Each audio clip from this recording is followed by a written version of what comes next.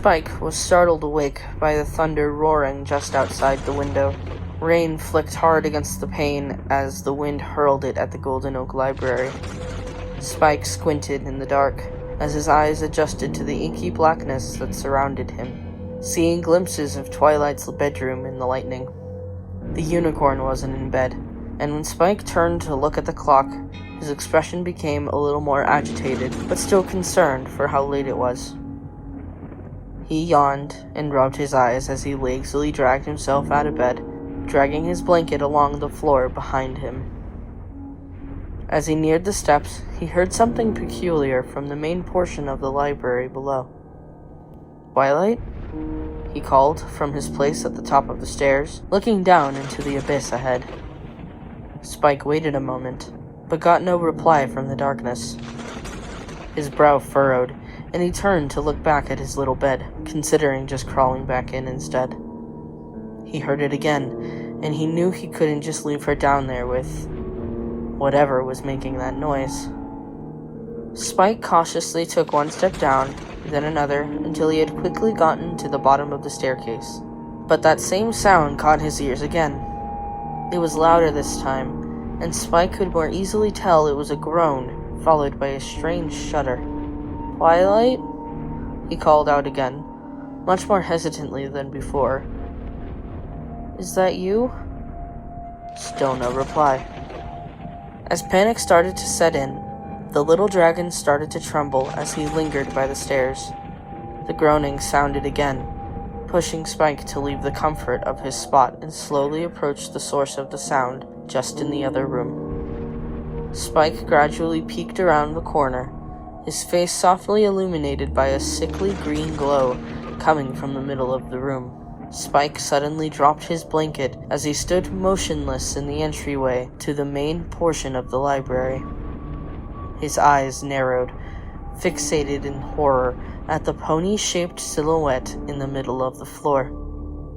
The midnight indigo hair, streaked with purple and pink, was a disheveled, tangled mess, unlike its usually tidy appearance.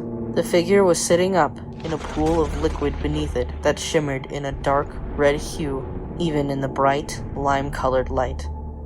The foul stench that emanated from the pony made Spike's nose scrunch, his eyes water, and his claws curl up.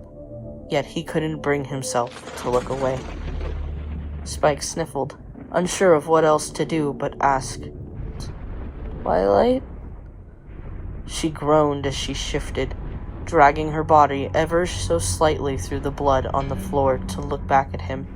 Her shifting allowed the light emitted from the open book on the floor to showcase more of what was left of Twilight Sparkle. The look in the eyes she still had was a mix of sizable fear, anguish, sorrow, and regret. Another guttural moan managed to escape her throat, even though her lower jaw was completely missing. With a broken horn, torn flesh, and intestines spilling onto the floor, Spike was just as helpless as Twilight was. The vile, leather-bound book at Twilight's hooves mocked the both of them as its dim light reflected in Spike's eyes. He glanced between the book and Twilight, hesitant in his willingness to even go near it, let alone touch it.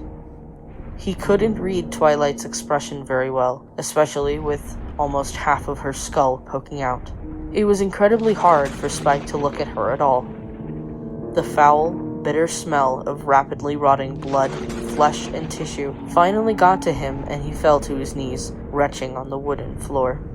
Spike curled up and cried, trying to stifle it for Twilight's sake as he gently made his way over to the tome. The light was bright enough to hurt Spike's eyes as he tried to read what was on the pages the book was open to. To his dismay, the text was in a long-forgotten pony language he had no hope of understanding. Spike looked back up at Twilight, flinching in the lightning flash as it revealed even more of her decrepit state. As he fruitlessly wiped the tears from his eyes, Spike quickly grabbed the book and gave one last mournful look at Twilight. "Twilight? I don't know if you're still in there or not, but don't worry, I'm gonna get help. Some pony has to know how to fix this." He paused, clutching the book to his chest as he shut his eyes tightly. They have to. Spike sprinted out of the library, headed straight for Carousel Boutique. Twilight cried with what little she had left, and let out a low, long croak as the door was left ajar, letting in the icy wind and rain from outside.